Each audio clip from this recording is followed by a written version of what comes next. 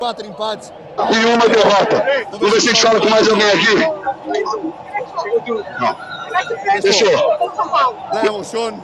Yo estoy intentando hablar portuñol, pero... Uma vez ganhamos. Meio Mi portuñol, tu portugués. Estamos felices. Como está sentindo ganhar o primeiro título? Primeiro título de muchos. Muito feliz.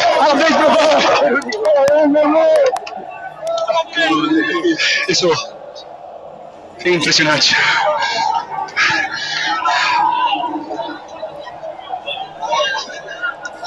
Quero agradecer a todos.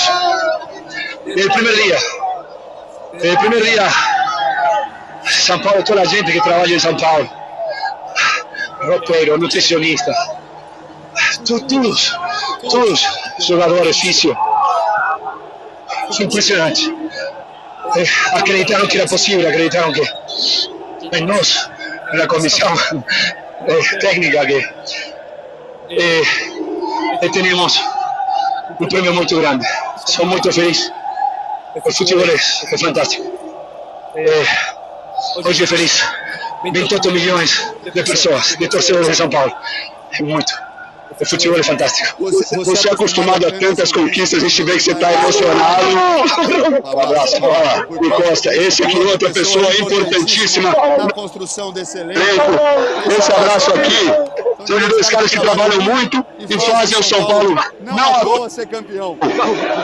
Vamos indo para lá. Vamos ver. Ao vivo. O pulo de Crespo.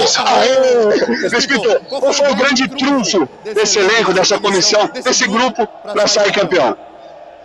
É a força de todos juntos. Isso não é comissão, atletas, é muito mais grande. Tudo muito mais grande. Com a união de todos. Todos puxaram para esta conquista. Fizemos um campeonato paulistano impressionante.